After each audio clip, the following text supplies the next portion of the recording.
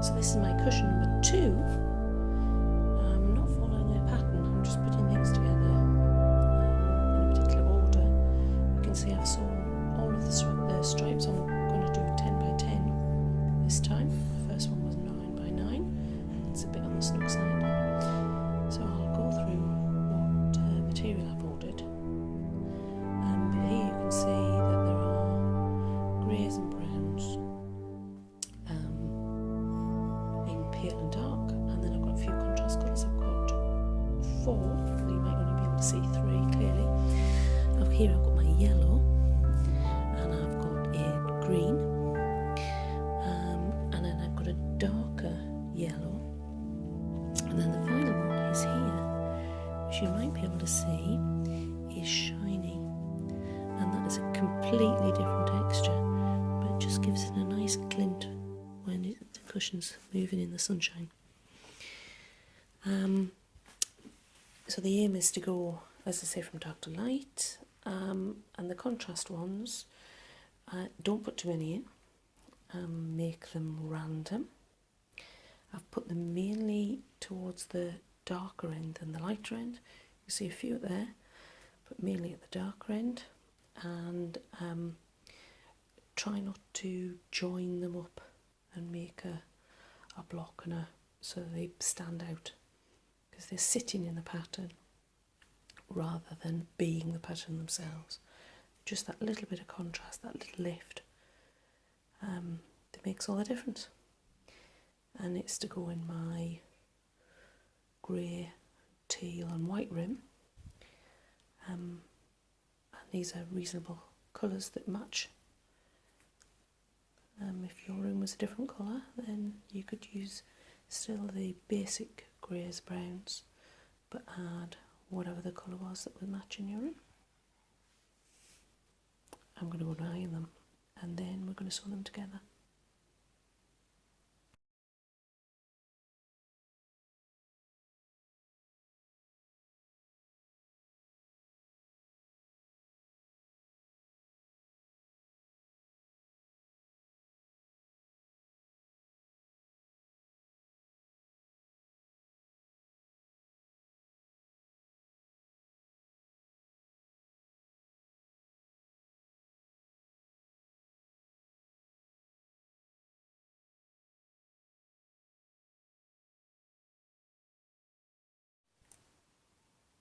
So here I'm squaring up a piece. This is my Quilt in a Day square up ruler, and you can see I've lined the 2-inch on the sewing, and now I'm going to take my rotary cutter and trim it.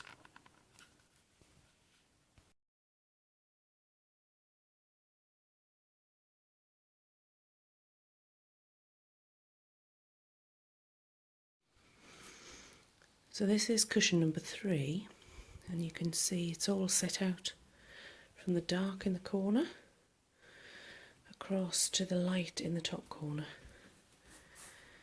And when we sew it together, we should see a cushion.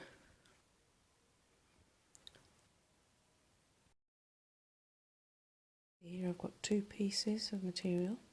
You see the point points upwards, and I'm going to sew them together as a pair.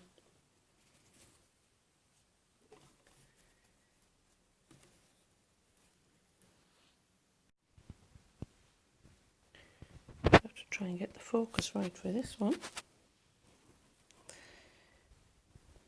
Can't really see, but here, trying to nest the 2 together.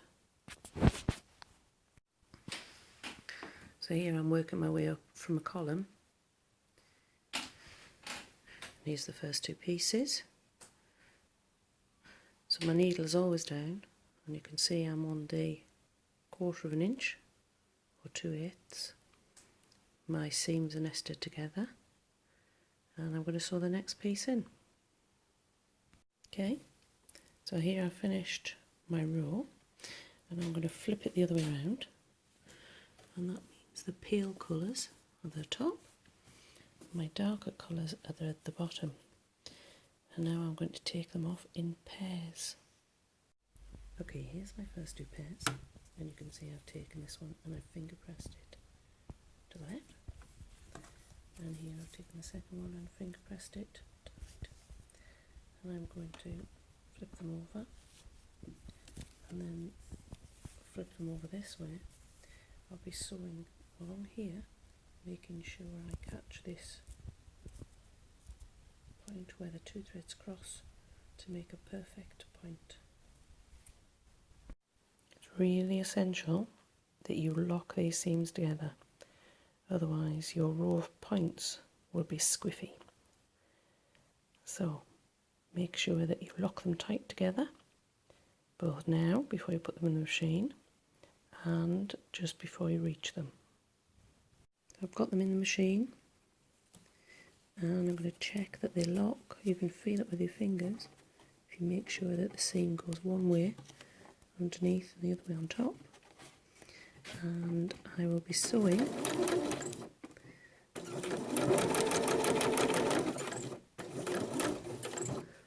across the point. It's very difficult to do when not looking at the camera. So I've just sewed them together in pairs. Now we've got two, and you can see that they are sideways, but they run from the dark to the light at the top. So I'm going to take this one and this one, turn them around, make sure that they're lined up, the arrows pointing upwards, and sew them together.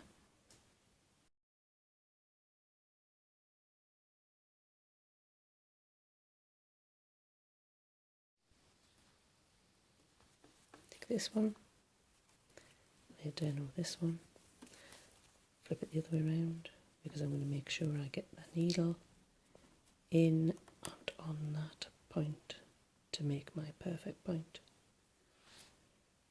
Okay, we're coming together nicely. So I've got four, and I've got four, and I've got a little only two up here, and I'm going to sew the two onto the four, and then the four onto the four, making sure I line up those points every time. Okay, just a couple of things to point of view here. The first is that the first column, the seams are all upwards. The second column, the seams are all ironed downwards. Third up, fourth down, fifth up. And that is because as we sew this to this row, we want the seams here at the junctions to be going in opposite directions, and this will allow us to nest them together again, just rubbing them together until we find them fitting perfectly to get those perfect points pointing down opposite to the ones pointing up over here. So I'll start at the top with the first two and nest all of those seams coming down to the bottom.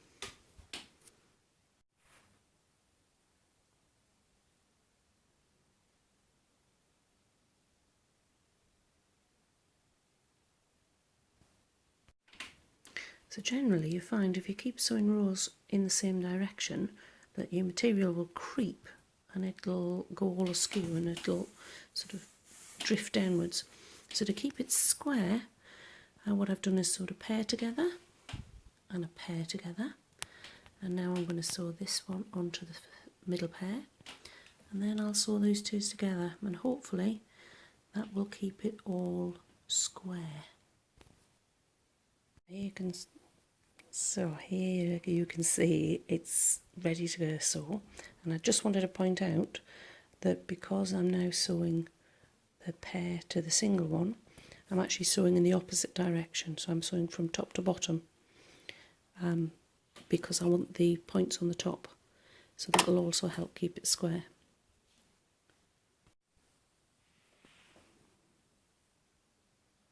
So here's the back, and you can see it's a mass of threads which I'm going to tidy up, and the front, I think that's looking pretty good.